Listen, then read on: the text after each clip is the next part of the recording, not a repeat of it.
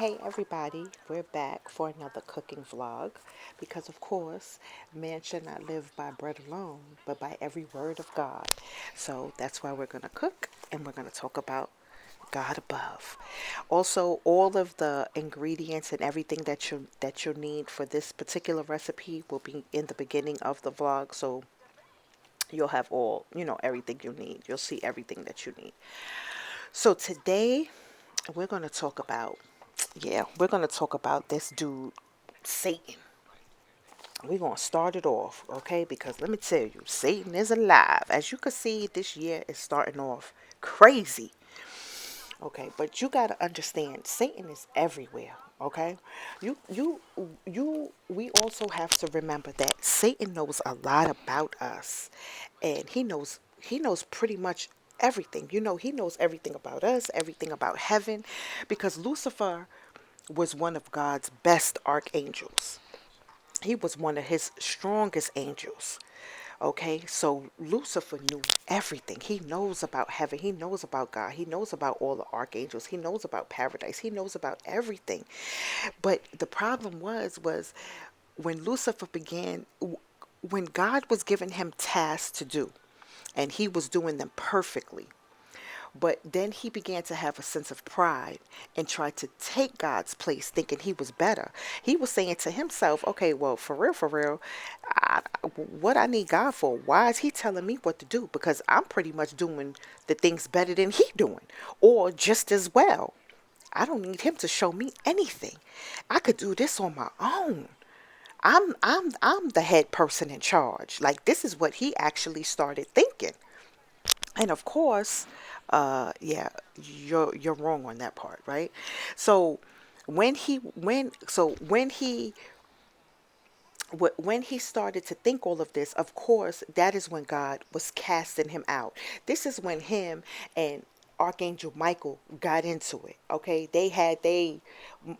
let me tell you, Michael had to show him. He had to show him a little something. Okay, he had to show him. No, it ain't nobody higher than God. So,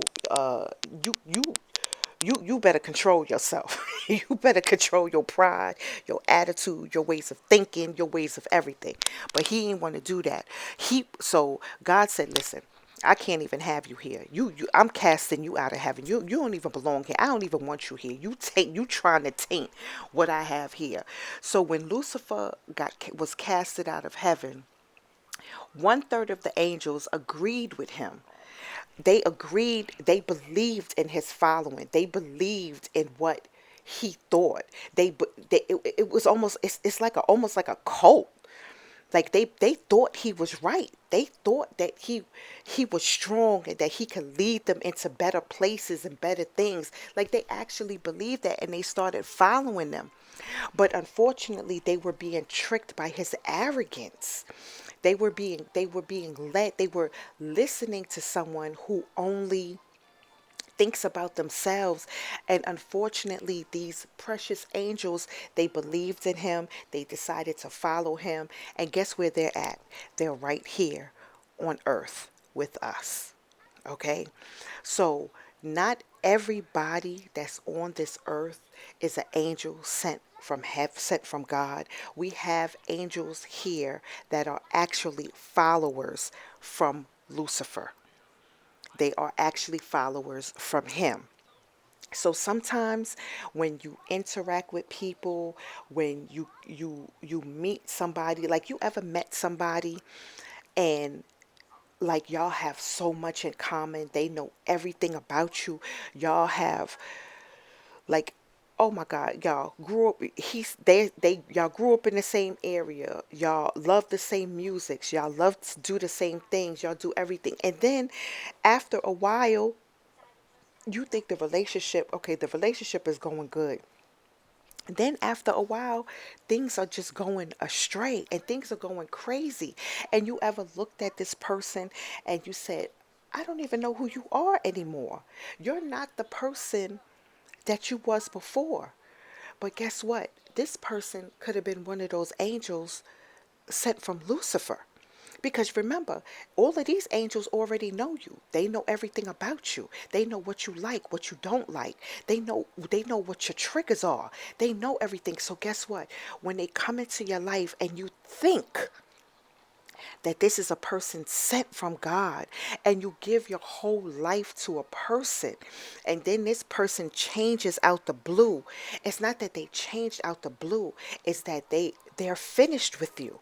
You were something that they had to get from you, suck out of you, um leave you with nothing, just take all your possessions, make you spend all your money. That's why a lot of times when these people leave out your life, you have no savings, no more money, no more house. Your family is gone, your friends are gone. You wonder why you are sitting there alone with nothing. That is because this person was not sent by God. This person was sent by Lucifer to do what they do most, and that is to just rob you of everything, whether it be things of the flesh, uh, um, your mind, your body, your soul, just rob you of everything. And when they are finished, they open the doors and then they go out and they leave you there just. And when they leave you there, who do you end up calling on? You end up calling back on God. And you calling him to help you pick you up, help you live again. Take this sadness away, take this hurt away, take this confusion away, take everything away. So this is the reason why a lot of times when we have friends, when we have mates, different mates, when we go different places. It could be places that we move to also. We say to ourselves, oh, we're moving, we're buying this beautiful home, and we're going to buy this beautiful home. And you go and you take all your money and you spend it on this beautiful home. The next thing you know, you getting leaks from nowhere.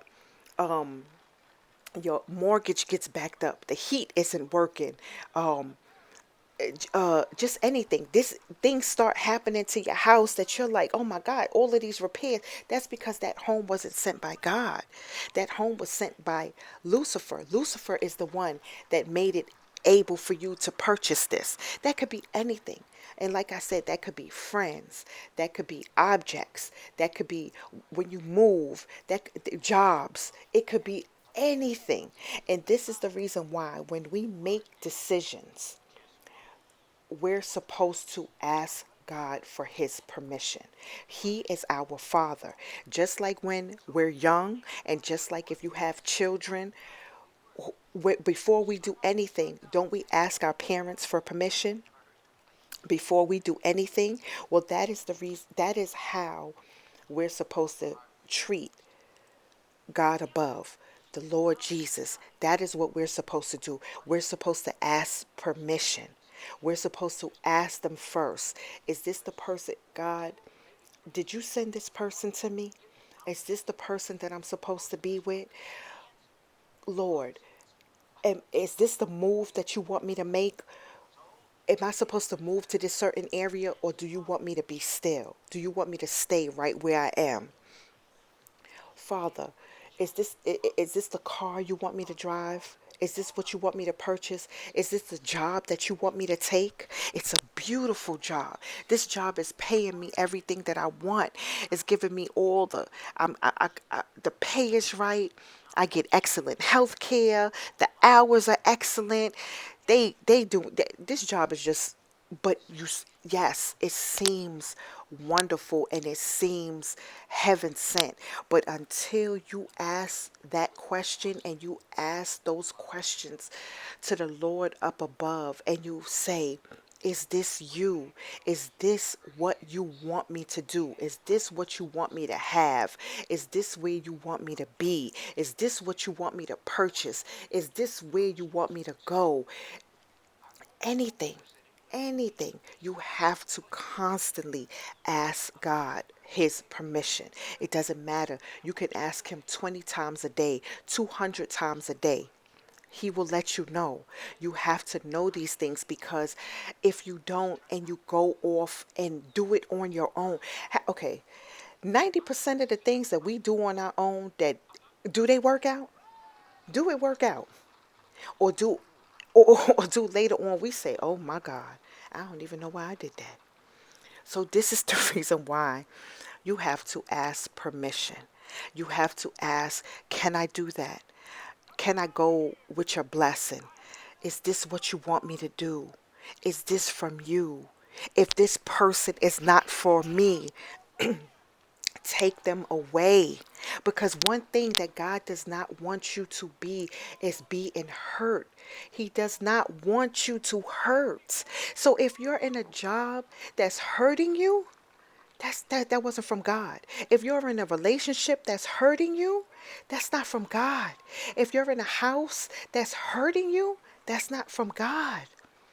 He does not want you to hurt. He does not. He does not want you to hurt at all. At all. So I want you to go with this. Anything that you do, start asking God. And if you get used to asking God for everything, your life will be so much peaceful, and you don't have to worry about anything, because anything we ask of him and he gives to us, guess what? He knows what to give to us. He knows what's making us happy. And once it comes from God, oh my God, that's peace and joy forever. I love you. I love you. Bye bye.